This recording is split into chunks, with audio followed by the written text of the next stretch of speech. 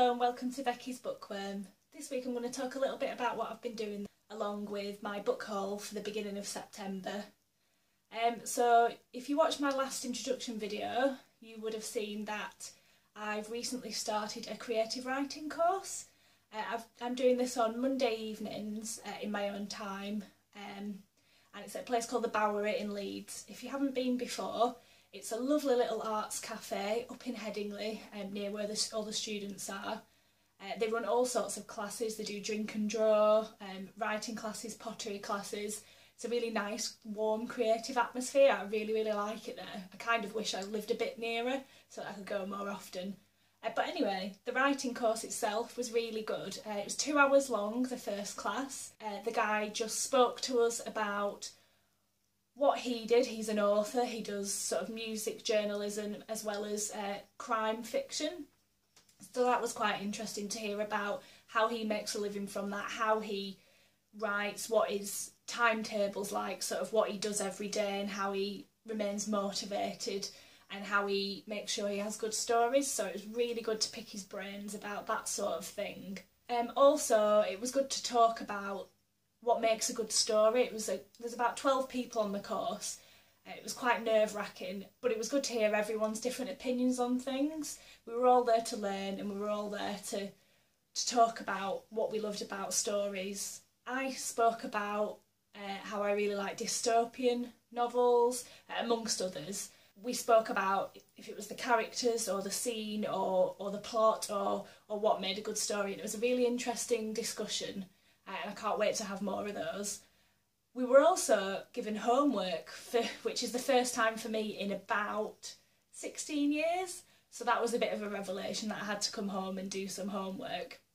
And the actual homework is I have to write a 400-word story about an old lady that goes to the shop. So I've been working on that today because obviously I like to leave everything to the last minute. And it's going pretty well. I think I'm almost there. Okay, so on to the book haul part of my video. Let's see how many I've got here. 1, 2, 3, 4, 5, 6. We have 11 books that I bought this month. A pretty good haul for me, I think. So I'll just run through them quite quickly. And any that I have read, I'll be doing a wrap up at the end of the month to talk about them and open some discussions about them as well. So the first book is Boonville by Robert Mailer Anderson. This was sent to me by a lovely person in the Amanda Palmer Patreons group.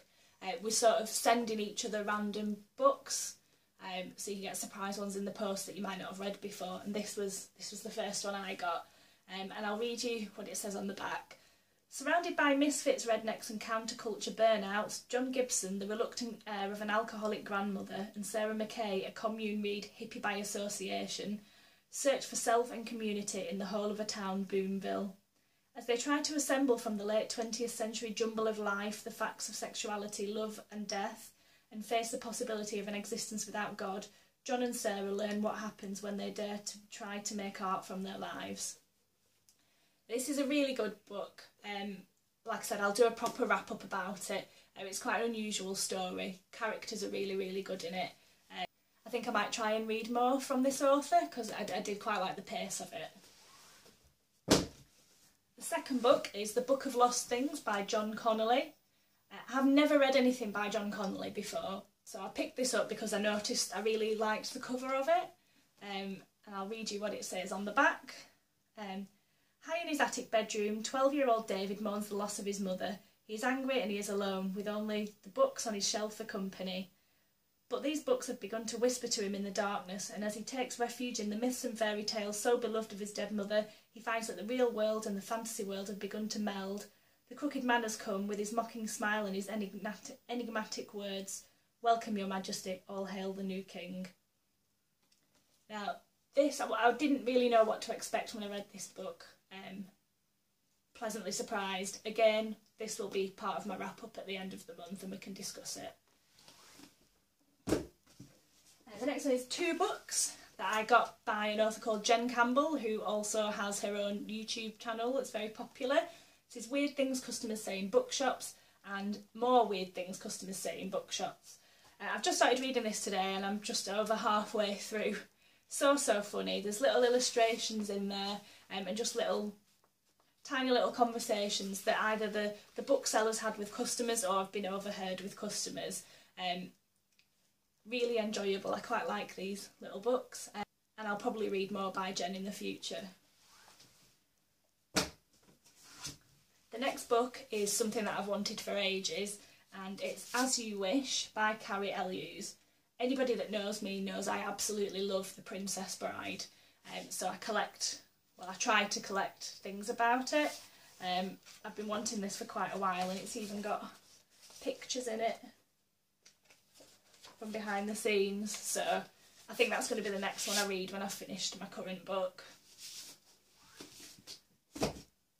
After that is an old book that you've probably all read, but I'm a bit late to the party. I really enjoyed the film Inkheart, and that spurred me on to get the book. So I'll be reading that soon. I just got this second hand.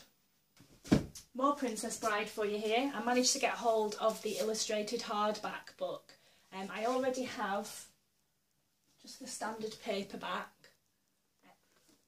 but when I heard that this was out, I just couldn't resist it. I really had to have it. I can't wait to read it properly. It has got like got lots of illustrations in it, and it's a very pretty book. So I'm looking forward to that one. Whew, okay, past the halfway mark. The next one is Hard-Boiled Wonderland and the End of the World by Murakami.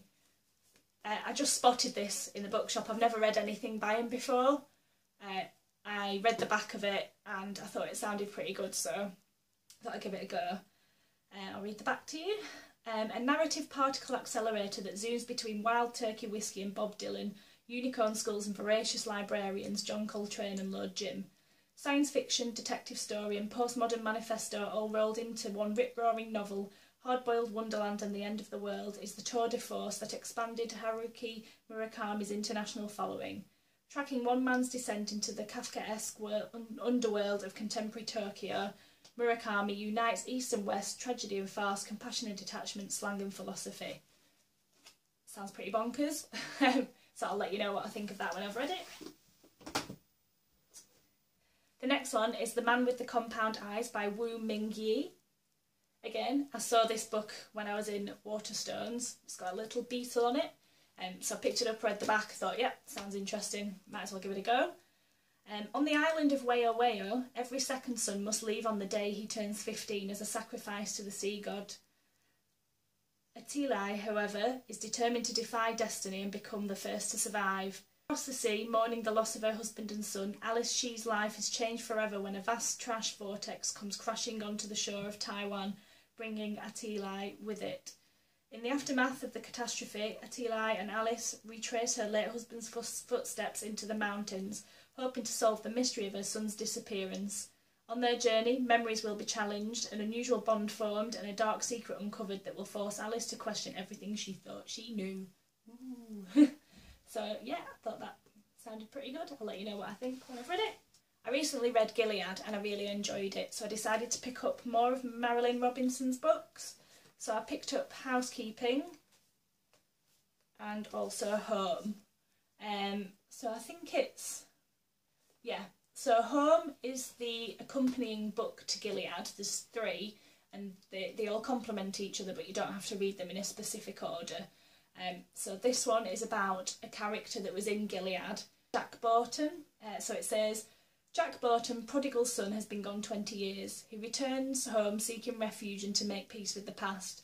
A bad boy from childhood, an alcoholic who cannot hold down a job, Jack is perpetually at odds with his surroundings and with his traditionalist father, though he remains Boughton's most beloved child. His sister Glory has also returned, fleeing her own mistakes to care for her dying father. So looking forward to read that one, because from reading Gilead, these are in it, a little bit about their history and their interactions. But as I understand it, this will go into it more and explain a few things from the other book.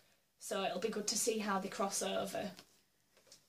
And finally, thanks for sticking with me, is Housekeeping by Marilynne Robinson.